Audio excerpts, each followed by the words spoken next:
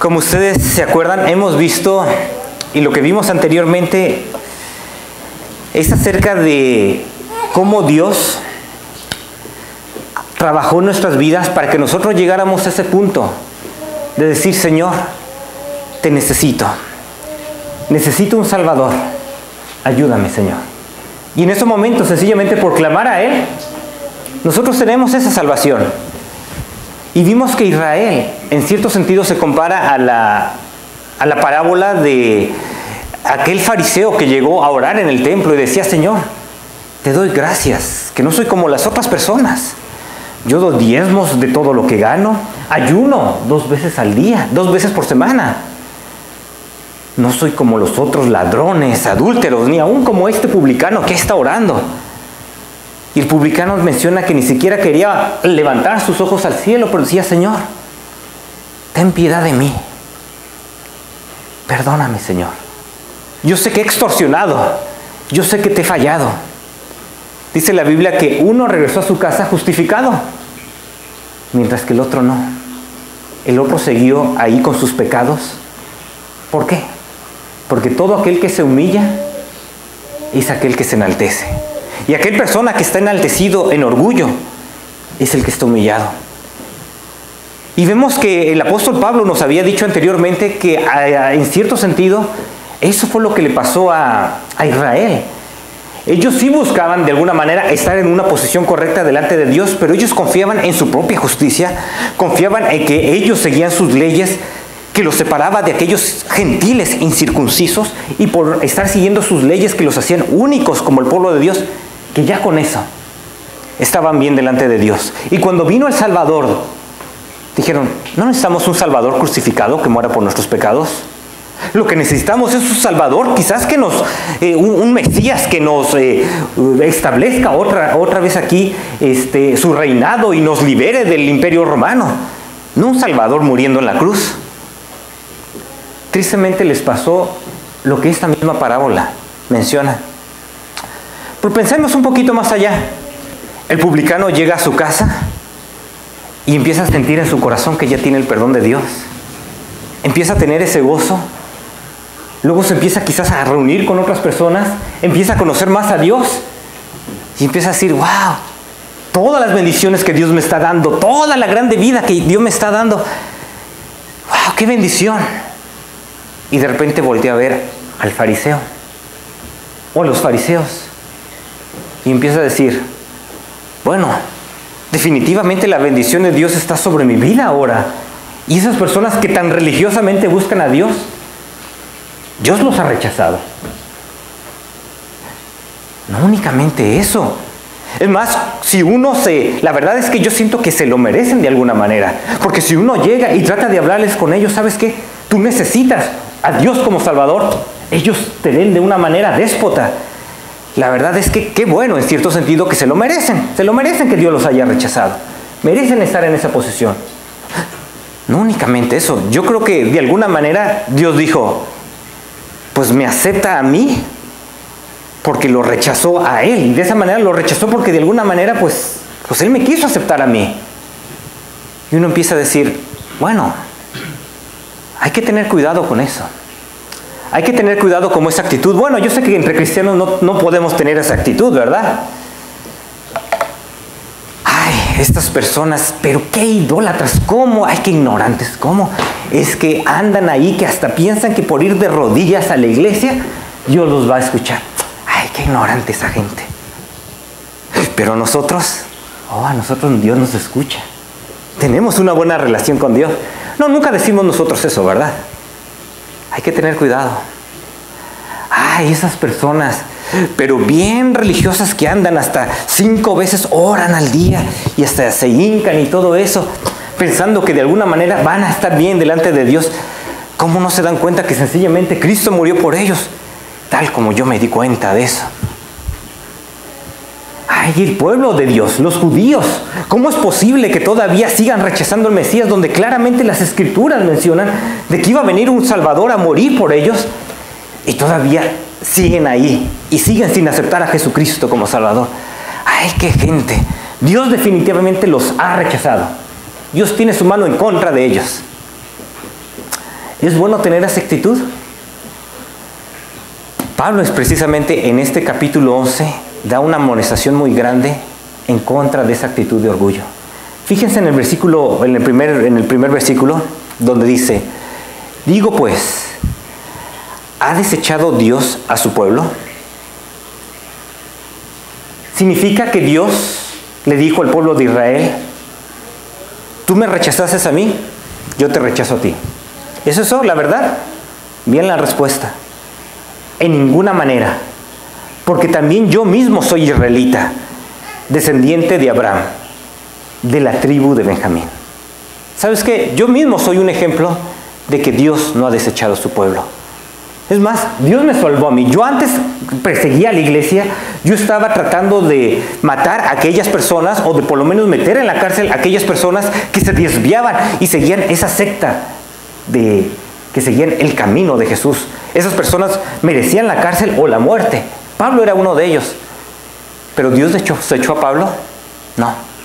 Dios se le presentó: Pablo, ¿por qué me persigues? Saulo, ¿por qué me persigues? Dura cosa te es dar cosas contra el aguijón. Dios no lo desechó. Y así como Dios no desechó a Pablo y siguió trabajando en su vida, y él llegó de rodillas y le dijo: Señor, ¿qué quieres que yo haga? Yo te reconozco como el Señor. Dime lo que quieres que haga, yo lo voy a hacer. De esa manera, como mismo Pablo, siendo un judío, reconoció a Cristo como el Señor, Dios no ha rechazado a su mismo pueblo. Menciona el versículo 2: no ha desechado Dios a su pueblo, el cual desde antes conoció. ¿O no sabéis qué dice la Escritura? Cómo invoca a Dios contra Israel, diciendo: Señor, a tus profetas han dado muerte, y a tus altares han derribado, y solo yo he quedado, y procuran matarme.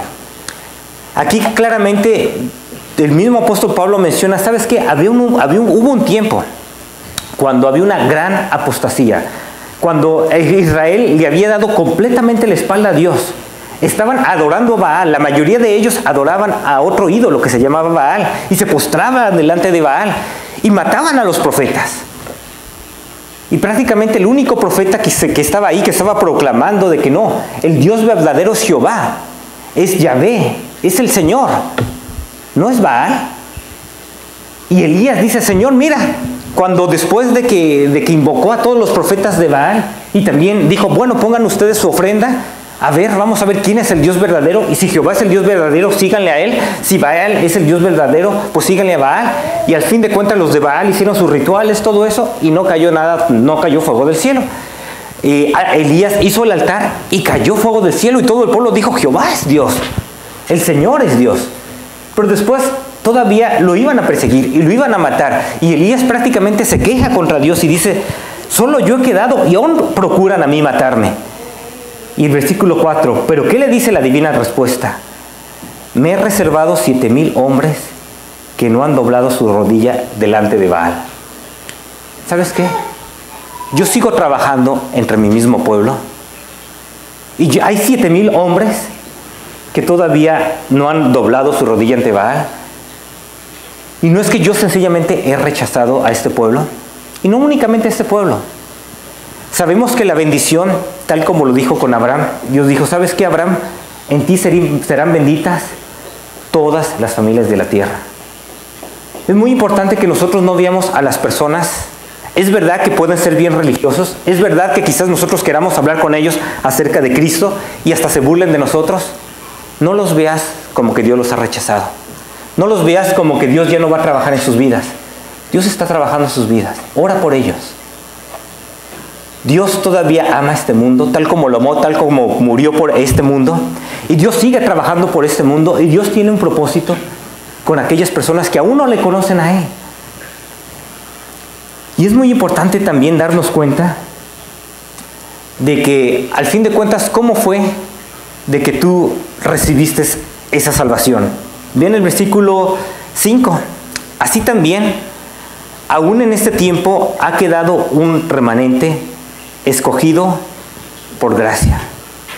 Es importante reconocer que la única manera en que Dios te aceptó a ti no fue por ningún mérito que fuera tuyo.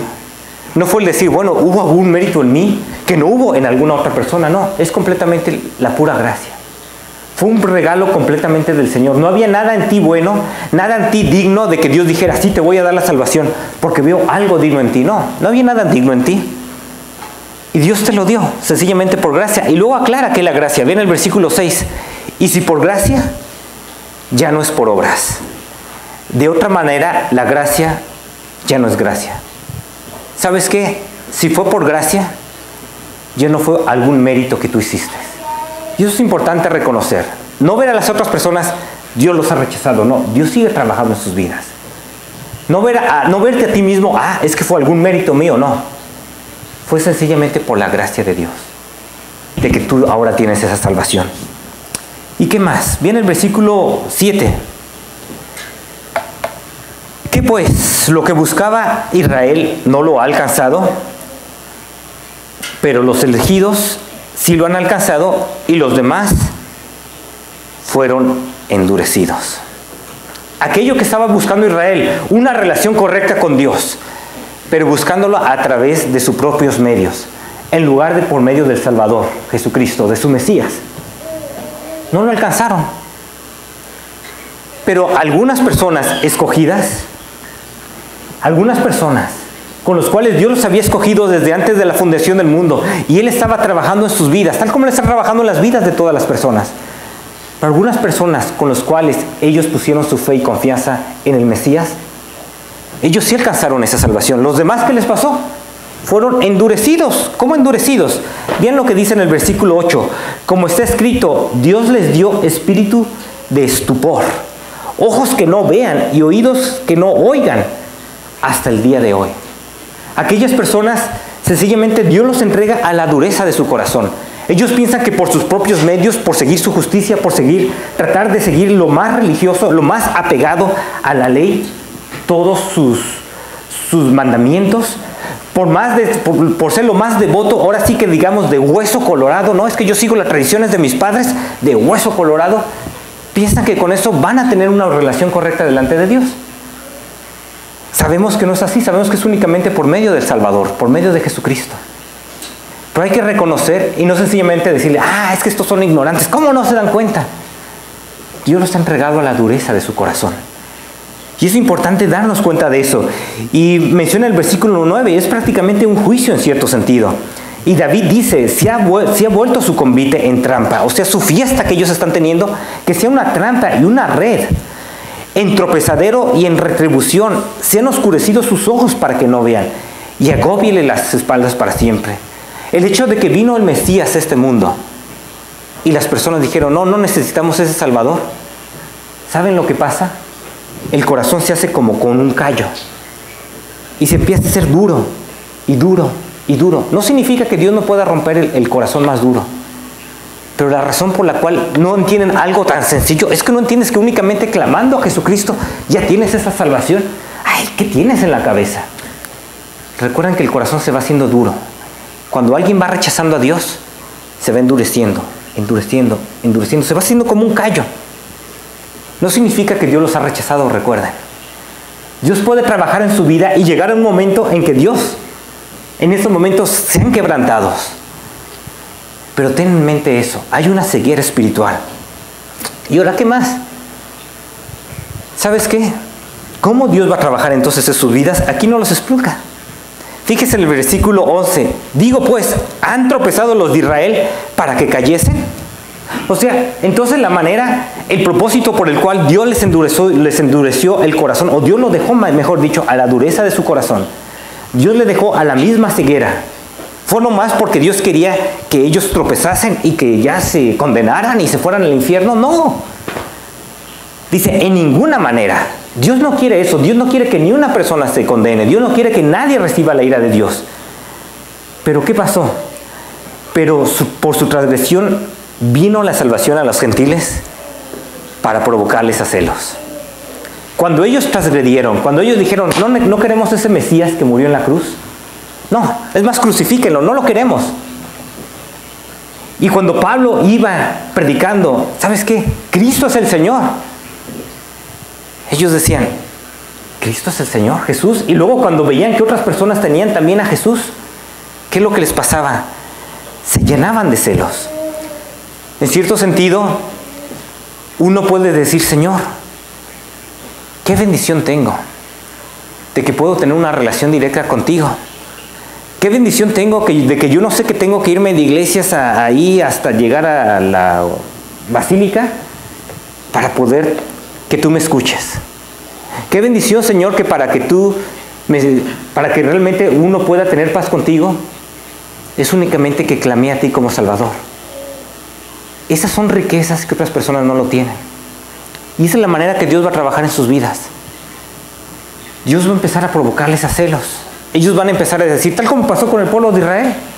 Ellos estaban viendo la vida de los gentiles, eran vidas que eran completamente muchas veces inmorales, entregadas al pecado, entregadas a la idolatría, y de repente llegaron predicándole que el Mesías, el Mesías que vino de Israel, era el Salvador, y sus vidas son cambiadas, sus vidas son transformadas. Ahora tienen paz con Dios, ahora viven vidas que se está reflejando que quieren ellos agradar a Dios. Se ve que ellos reflejan ese amor de Dios para con otras personas también. Y ellos empiezan a ver, oye, estas personas creo que tienen a nuestro Dios. Sí. Y hay personas que cada quien clama, dicen, no, es que la religión verdadera está con nosotros, obviamente. Nosotros seguimos la verdad y cada quien obviamente quiere y piensa que sigue la verdad. Pero no es hasta que empiezan a ver, ¿sabes qué? Yo veo que mi misma religión, sí soy, pero ahora sí que todos los domingos, estoy en la iglesia. Sigo, pero mis rituales, pero a como dé lugar, ni un sacramento se me pasa. Pero la verdad es que yo veo cómo mi familia está siendo destruida.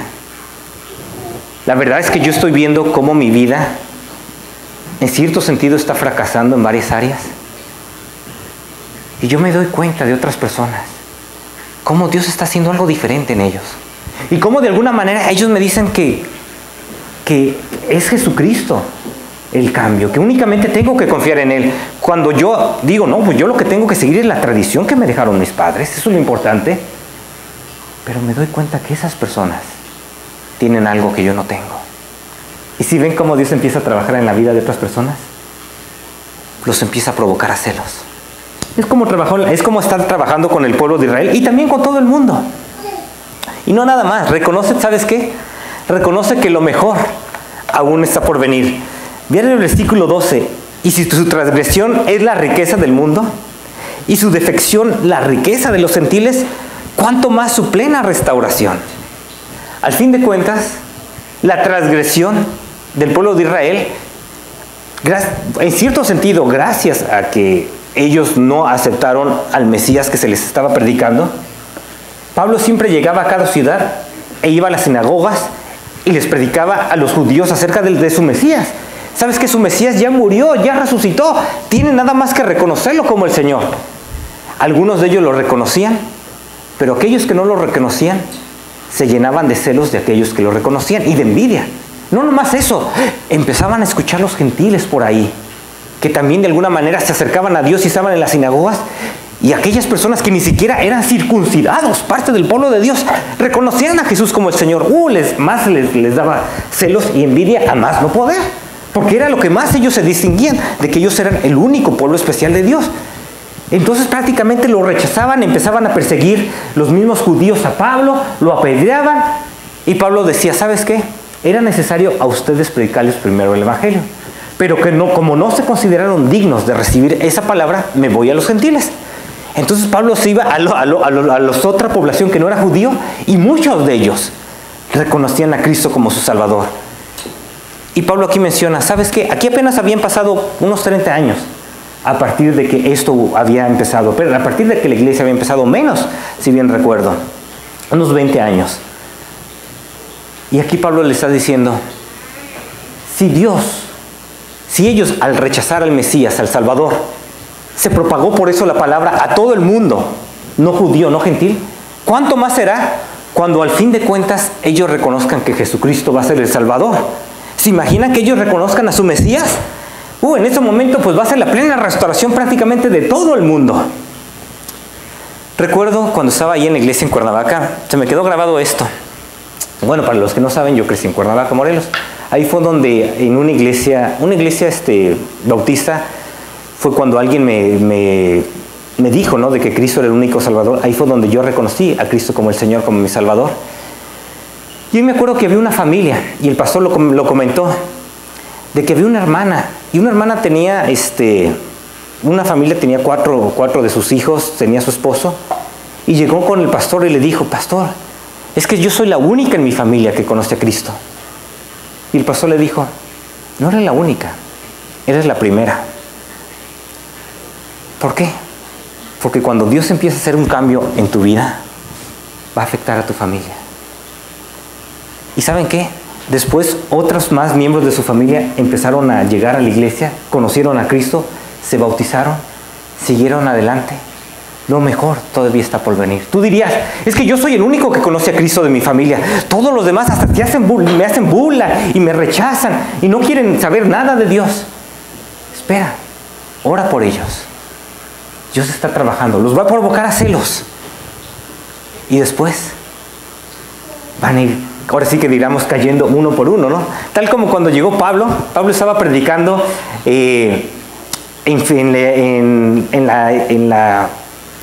si bien recuerdo, era en la ciudad de Filipos, está ahí en Hechos capítulo 16. Voy rápidamente ahí nada más para recordar esos detalles. Si ven ahí rápidamente en Hechos capítulo 16. Y Pablo ahí lo encarcelan en la ciudad de Filipos. Y luego vean, después ahí en el versículo 23 del capítulo 16 menciona: después de haberles azotado muchos, los echaron en la cárcel, mandando al carcelero que los guardase con seguridad. Y el carcelero dice: lo vamos a poner pero bien seguros ahí. El cual, recibiendo este mandato, los metió en el calabozo de más adentro y les aseguró los pies en el cepo. Ahí hasta ni siquiera hasta sus pies ahí estaban asegurados en el cepo. Pero a medianoche, orando, Pablo y Silas cantaban himnos a Dios, y los presos los oían. Ahí estaban ellos cantando: Señor, tú estás aquí, puedo sentirte, Señor. A pesar de que estamos aquí en el calabozo, nuestros pies aquí están asegurados en el cepo, ellos estaban sintiendo la presencia del Señor. Y fíjense lo que el Señor hizo. Después, versículo 26, entonces sobrevino de repente un gran terremoto, de tal manera que los cimientos de la cárcel se sacudían, y al instante se abrieron todas las puertas, y las cadenas se soltaron. Despertando el carcelero y viendo abiertas las puertas de la cárcel, sacó la espada y se iba a matar, pensando que los presos habían huido. Él ya sabía lo que le tocaba si los presos huían. Era la pena de muerte. Dijo: no, pues no me queda otra, mejor yo me mato. ¿Y qué fue lo que dijo? Mas Pablo clamó a gran voz diciendo: no te hagas ningún mal, pues todos estamos aquí. Él entonces, pidiendo luz, se precipitó adelante y temblando se postró a los pies de Pablo y de Silas, y sacándolos le dijo: señores, ¿qué debo de hacer para ser salvo? Ellos dijeron: cree en el Señor Jesucristo y serás salvo. ¿Quién? Tú y tu casa. Cuando Dios entra en el corazón de una vida, Dios sigue cambiando. Dios sigue provocando a celos a las personas que están alrededor de uno. Y después van a decir: yo quiero esa paz que ellos tienen. A pesar de los problemas que están pasando, ellos tienen paz en su corazón. Yo quiero esa paz. Yo quiero ese gozo que ellos tienen. Y en el caso de ellos, fíjese lo que pasó con ellos. Y le hablaron la palabra del Señor. ¿A quién? A él y a todos los que estaban en su casa. ¿Se imaginan? Todos los de su casa estaban pero atemorizados. Van a matar a mi papá, a los niños probablemente decían, o los jóvenes. Y la esposa: van a matar a mi esposo. Y decían: no, aquí estamos todos los presos. Lo único que tienen que hacer es clamar a Jesucristo y Él los va a salvar. Los va a salvar, que aún si llegaran a morir, no importa, están en la presencia del Señor. Toda la familia dijo: claro que sí. Todos clamaron a Cristo y todos fueron bautizados, toda la familia. Tú dirías: pero es que tan solo yo he sido bautizada de mi familia, o tan solo yo y mi cónyuge o mi esposo. ¿Sabes qué? Tú eres la primera. Tal como el pastor de la iglesia de Cuernavaca le dijo a esa hermana: hermana, tú eres la primera. Dios sigue. Lo mejor todavía está por venir. Así como va a pasar algún día con el pueblo de Israel, cuando ellos reconozcan a su Mesías, cuando Él venga y lo reconozcan. Vamos a ver más adelante. Pero eso es importante reconocer. Bueno, ¿qué más? Seguimos, volvemos otra vez ahí a Romanos capítulo 11. Viene el versículo 13. Porque a vosotros gentiles, porque a vosotros hablo, perdón, gentiles. Por cuanto yo soy apóstol a los gentiles, honro mi ministerio. Pablo mismo decía, ¿sabes qué? Dios me hizo apóstol a ustedes, apóstol a los gentiles. Por si en alguna manera pueda provocar a celos a los de mi sangre y hacer salvos a algunos de ellos. Porque si su exclusión es la reconciliación del mundo, ¿qué será su admisión sino vida de entre los muertos?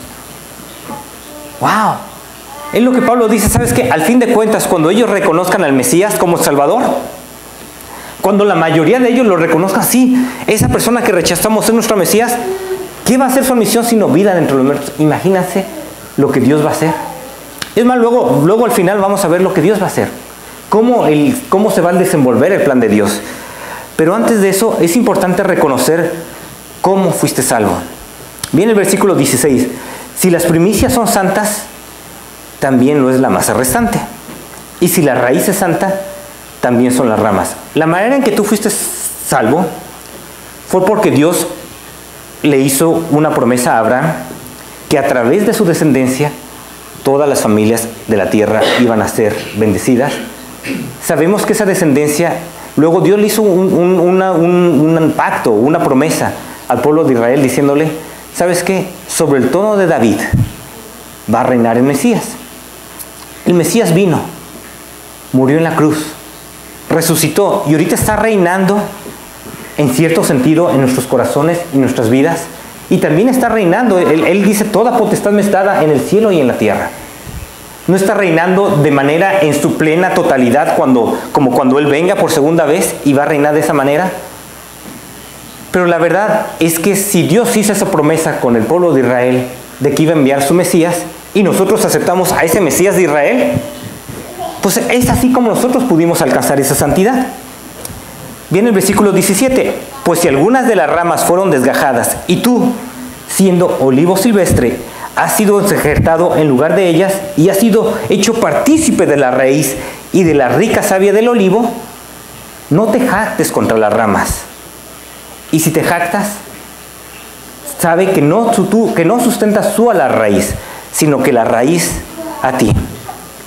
Nosotros, es verdad que muchos de los judíos no han reconocido a Cristo como Salvador y por lo tanto han sido desgajados porque cada persona o han sido quitados de la rama del olivo original. Porque la verdad es que la salvación no es por medio de una familia, de que una persona es salva y ya toda la familia es salva, o que una nación toda completamente es salva, no. Cada persona tiene que aceptar a Jesús como su Salvador. Y es verdad que muchos de los judíos han sido desgajados y nosotros hemos sido injertados. De alguna manera nosotros aceptamos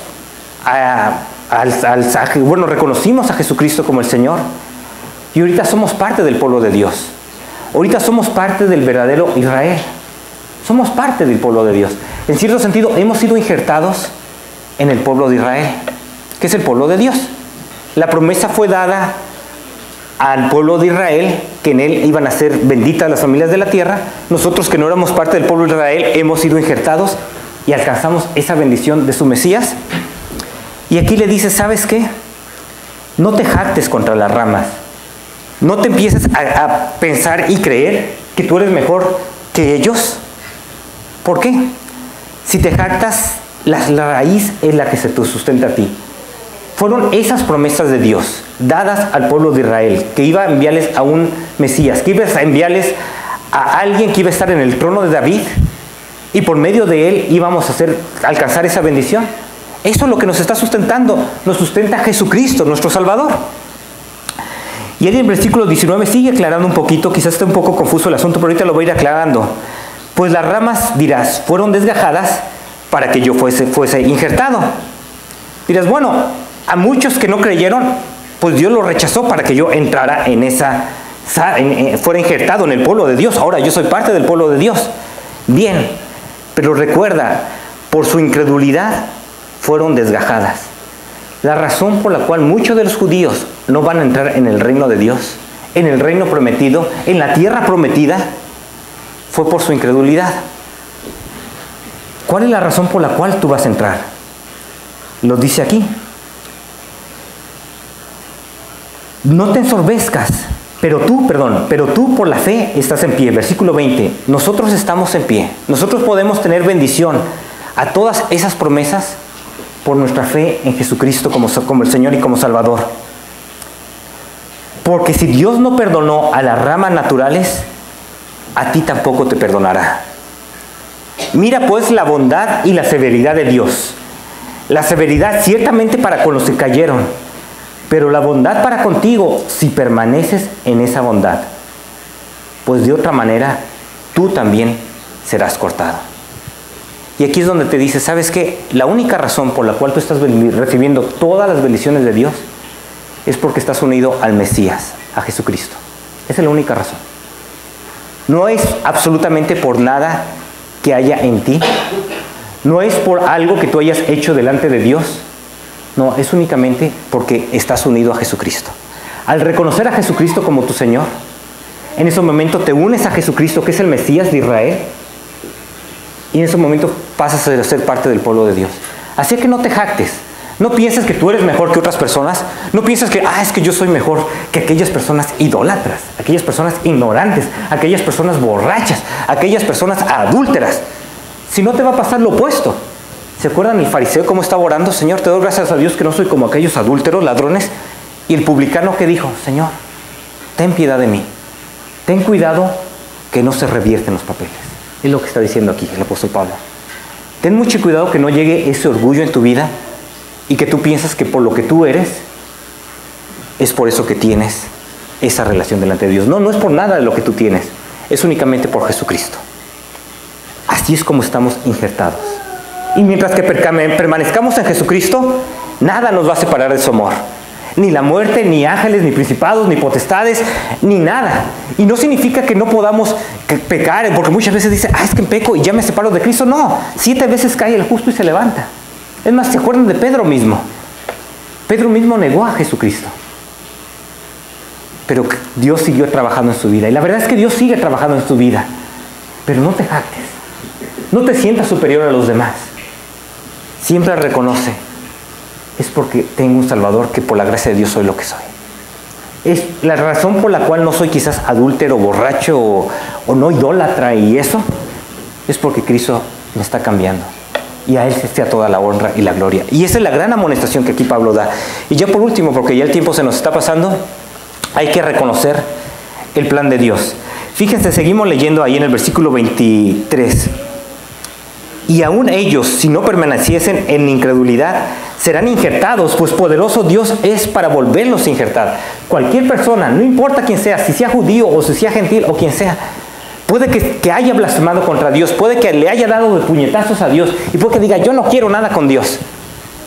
Si no permanece en esa incredulidad y de repente dice, Jesucristo, tal como Pablo estaba hasta persiguiendo a la iglesia, aún daba su autorización para que mataran a los cristianos. Y cuando Jesucristo llegó a él, le dijo, Señor, ¿qué quieres que haga? Me pongo a tus órdenes. ¿No sabes tú, aquella persona que tú dices, esta persona está bien o bien endurecida, rumbo al infierno? No sabes en el momento en que Dios va a hacer algo en su vida. Y Dios generalmente está tocando la puerta de nuestros corazones. Pero muchas veces no lo escuchamos. Tenemos nuestro corazón endurecido, sobre todo personas que no conocen a Cristo, no lo escuchan. Tienen el corazón endurecido para nada. Pero luego viene algo en sus vidas que los hace reaccionar y empiezan a escuchar ahora sí. Y quizás aquellas personas que hasta blasfemaban y no querían nada que ver con Dios, o eran pero de hueso colorado con sus tradiciones, en lugar de realmente reconocer a Cristo, de repente se dan cuenta, yo necesito ese Salvador. ¡Wow! Y Dios las vuelve a injertar. Tal como el pueblo judío los volvería a injertar a cualquier persona que está y que aunque sea incrédula en el momento en que confía en Él como Salvador, los injerta. ¡Qué bendición! Y no nada más eso. Fíjense, 24, porque si tú fuiste cortado de que por naturaleza es olivo silvestre y contra naturaleza fuiste injertado en el buen olivo, ¿cuánto más estos que son las ramas naturales serán injertados en su propio olivo? Obviamente aquellas personas que que recibieron directamente la promesa del Mesías, si reconocen al Mesías, wow, en ese mismo momento son injertados en este propio libro. Y el versículo 25 ya empieza a explicar un poquito más. Porque no quiero, hermanos, que ignoréis este misterio para que no seáis arrogantes en cuanto a vosotros mismos. No quiero que ustedes sean arrogantes. No quiero que ustedes piensen, es que yo soy mejor que los judíos. Yo soy mejor que aquellos idólatras. No seas arrogante. ¿Qué ha acontecido a Israel? Endurecimiento en parte hasta que haya entrado la plenitud de los gentiles. Por haber rechazado al Mesías, Dios los endureció, los entregó a la dureza de su corazón. Pero mientras tanto, está trabajando más entre los gentiles, entre nosotros, que la mayoría de nosotros no somos judíos. ¿Pero qué va a pasar? Y luego, todo Israel será salvo. Luego va a llegar algún día el Señor Jesucristo. Y ellos se van a dar cuenta. Lo van a mirar a Él, aquel que traspasaron. Van a mirar que aquella persona que ellos decían, nosotros no queremos un Mesías crucificado, es el descendiente de David. Es el Mesías de ellos. ¿Y saben qué va a pasar? En la mayoría de los que son judíos, cuando venga Jesucristo, van a reconocerlo como Salvador. Vendrá, tal como dice, tal como está escrito, vendrá de Sión el libertador que apartará de Jacob la impiedad. Y este será mi pacto con ellos cuando yo quite sus pecados. Viene el Mesías, reconocen a Él y llorarán, se lamentarán por aquel que traspasaron. ¿Y qué va a pasar después? Así que, en cuanto al Evangelio, son enemigos por causa de vosotros. Es verdad que ahorita, la verdad es que son enemigos y ahorita hasta los persiguen a ustedes y los rechazan. Y dicen, no, ese no es el verdadero Mesías. Pero en cuanto a la elección, son amados por causa de los padres. Pero Dios hizo el pacto con ellos, del Mesías. Cuando venga el Mesías lo van a reconocer y la mayoría de ellos van a recibir al Mesías como Salvador, a Jesucristo. Porque irrevocables son los dones y el llamamiento de Dios. Y eso es lo que uno tiene que ir viendo, de que Dios tiene un plan. Y quizás tú ahorita digas, ¿sabes qué? Yo soy el único en mi casa. Yo soy el único quizás de mi familia que reconoce a Cristo como Mesías. Pero yo sé que los demás, Dios está trabajando en las vidas de mis familiares. Y Dios dice que los está provocando a celos, tal como está provocando a celos al pueblo de Israel. Y voy a estar orando por ellos. Y algún día, quizás también ellos, probablemente ellos también, conozcan a Jesucristo como el Señor. Tal como te pasó a ti, ve el versículo 30. Pues como vosotros también en otro tiempo erais desobedientes a Dios, ahora habéis alcanzado misericordia por la desobediencia de ellos. Recuerda cómo en otro tiempo tú eras desobediente, cómo en otro tiempo tú no buscabas a Dios, cómo en otro tiempo quizás tú eras, pero de hueso colorado y bien religiosa, y realmente sin tener a Cristo como el Señor. Pero así como pasó con el pueblo judío, que uno era desobediente y ellos eran desobedientes, pero ahora nosotros alcanzamos misericordia por la desobediencia de ellos, versículo 31, así también estos ahora han sido desobedientes para que por la misericordia concedida a vosotros, ellos también alcancen misericordia. Y ahora como Dios ha concedido misericordia a nosotros, son provocados a celo las otras personas. Dicen, yo quiero ese Dios. Y así es como Dios va a estar trabajando. Versículo 32, porque Dios sujetó a todos en desobediencia para tener misericordia de todos.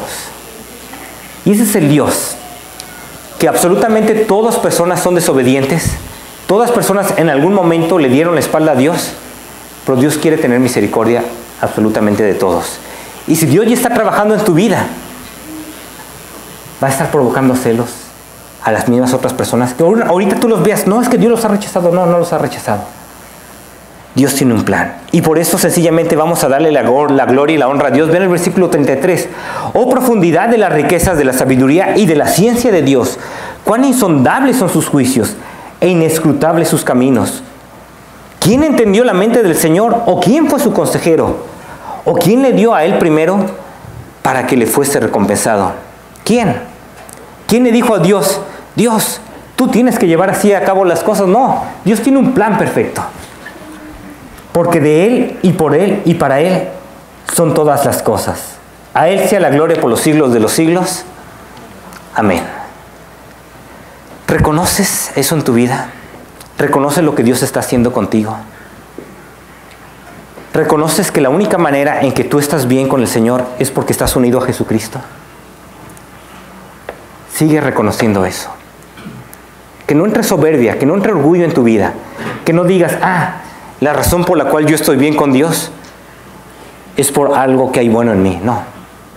En nosotros no hay nada bueno. Bueno, hay cosas buenas, no diríamos que nada bueno, pero nada bueno en el sentido de que digno para que Dios nos salvara. La verdad es que somos pecadores. Y únicamente es por la gracia de Dios que Él nos salvó. No por algo bueno que Dios haya visto en nuestras vidas. No, Dios veía que nosotros éramos pecadores. Dios veía que nosotros éramos orgullosos. Dios veía que nosotros le dábamos la espalda a Dios. Pero cuando Él estaba tocando la puerta de nuestro corazón y nosotros lo escuchamos y dijimos, sí, Señor, yo quiero que tú entres en mi vida, en mi corazón. En ese momento Dios nos salva. Hay otras personas allá, tus familiares, que están endurecidos.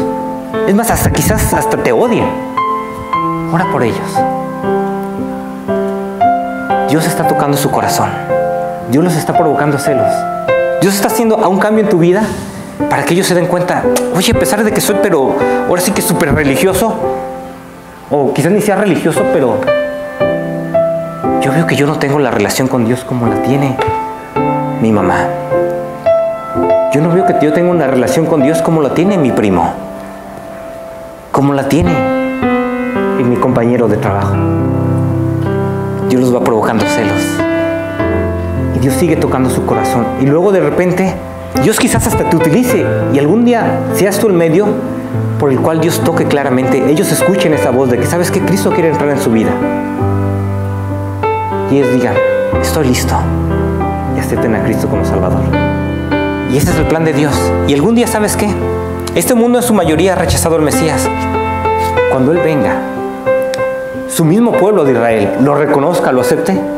Sí, algunos de aquellos que no lo han aceptado a Él, probablemente quizás hasta los ataque y haya celos y envidia. Pero después, todo este mundo va a recibir esa promesa de esos nuevos cielos y esta nueva tierra. Obviamente es individual. Cada persona lo tiene que hacer. Pero el hecho de que ahorita digas, es que soy la única persona, la verdad, de mi familia que tiene a Cristo. No eres la única, eres la primera.